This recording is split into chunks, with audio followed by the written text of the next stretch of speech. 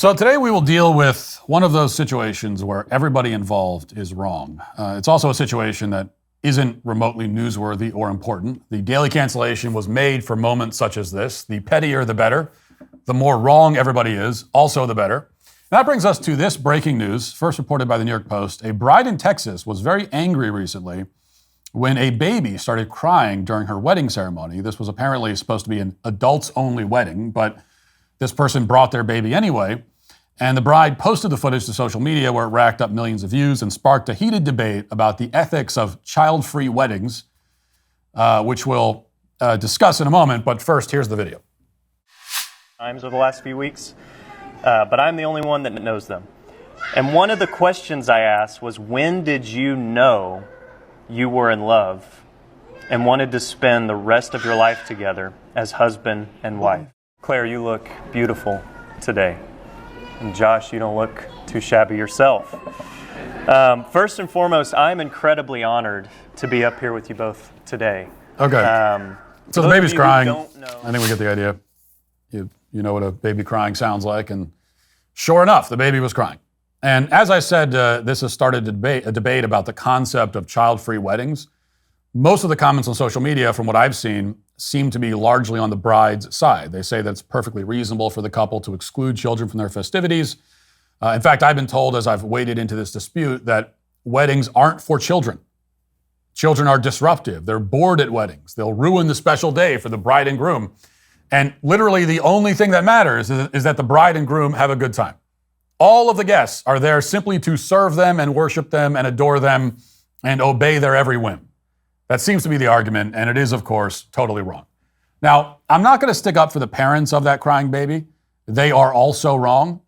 If your baby is crying during a wedding ceremony or any other kind of ceremony or any church service or anything similar to that, you need to take him back to the lobby or outside or wherever you need to go to ensure that he is not a disruption to everybody else. I have had to stand in the lobby for many a church service in my time because of crying babies. I don't particularly enjoy it, but that's just how it is. When you're the parent of young children, it comes with the territory. That's the gig. You just have to deal with it. This past Christmas, I spent half of Christmas Mass standing outside with our two babies, not even in the lobby because the lobby was also full of people.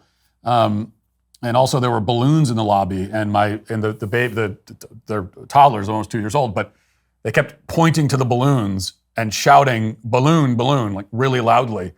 And so on top of crying, so we had to just take them out of the church entirely.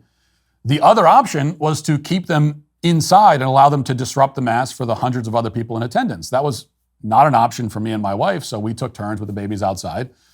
Either we could have our time disrupted, or hundreds of people could have their time disrupted. And obviously, they're our children, so we're the ones who have to take the hit. We're the people who should have to deal with our own crying babies. We fully understand that and have lived by that principle for 11 years now. So I get that. Going online without ExpressVPN is like driving without car insurance. You might be a great driver, but with all the morons on the road these days, why would you take that risk? Every time you connect to an unencrypted network in cafes, hotels, or airports, your online data is completely exposed. Any hacker on the same network can gain access to your personal data. We're talking passwords, bank logins, credit card details, everything. And here's the scary part. It doesn't take much technical knowledge to hack someone. Just some cheap hardware is all they need. As Daily Wire host, I travel the country for rallies and events. I'm often using hotel, airport, and public Wi-Fi.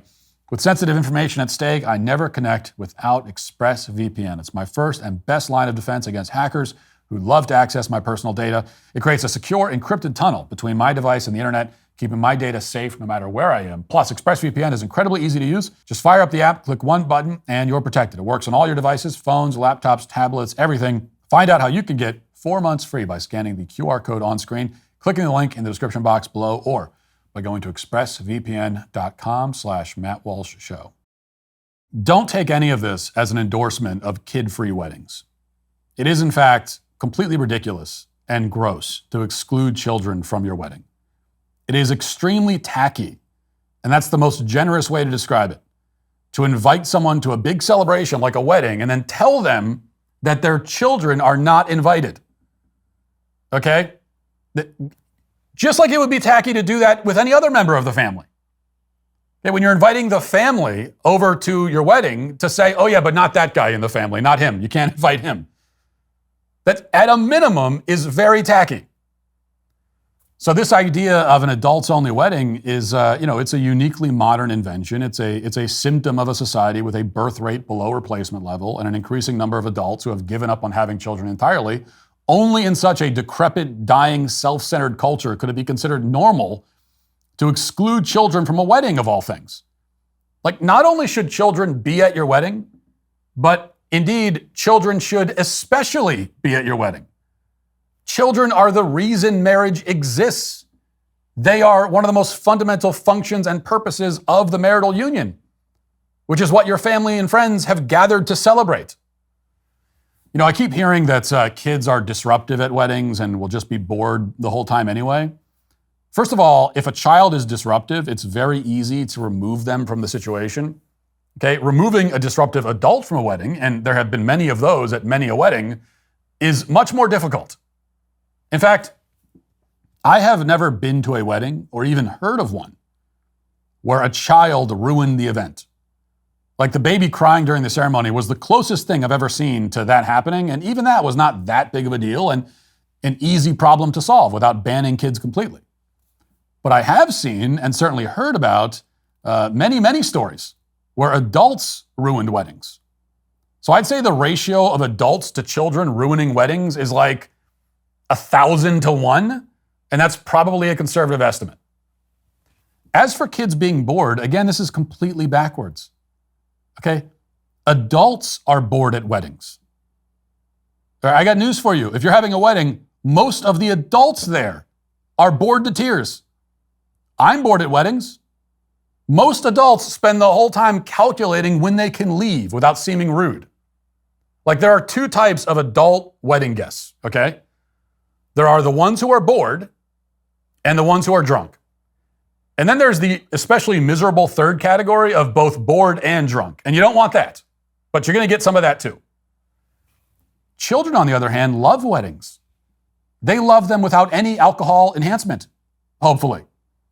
That's why the dance floor at any reception that allows children will be mostly occupied by children. And that's not because they're crowding the adults out. It's because they're just full of joy and excitement. Why wouldn't you want them at your wedding? A wedding without kids is lifeless and sterile. It's no different than having a Thanksgiving dinner and telling your guests they can't bring their kids. I mean, you're missing the whole point of the thing. And you're making the event much more boring in the process. You know, I'm told that the wedding is really all about the bride and groom, really just the bride though. And if they or she doesn't want kids at the wedding, then, well, the kids just shouldn't be there. And I acknowledge that the bride has every legal right to decide who gets to come to her wedding, of course. But and I know this is heresy to say these days, but it is true that the event is not really just about her. Okay, this idea that the whole wedding, it's just her day to celebrate her. It's all about her. Actually, no. This is another invention of modern society. We treat weddings like events designed to worship and cater exclusively to the bride, so that no demand that she makes can be considered too cumbersome, and no barrier she puts in place of entry should be too difficult. But that's not what a wedding is. Okay, a wedding is not an excuse to be a self-centered diva. And if a woman sees it that way, she is, from the outset, setting a very terrible precedent for her marriage and getting off on exactly the wrong foot. A wedding is not just about the bride and not just about the couple. And we're actually not there celebrating the bride. We're celebrating the marriage itself. The sacrament of marriage is what is being celebrated. And it's about the whole family. That's why you invite them. If you're throwing any kind of party, even a wedding reception, then, especially a wedding reception, your focus and priority should be to make sure that your guests have a good time. Did you know that? Your wedding reception is actually mostly about your guests having a good time. That's just being a good host.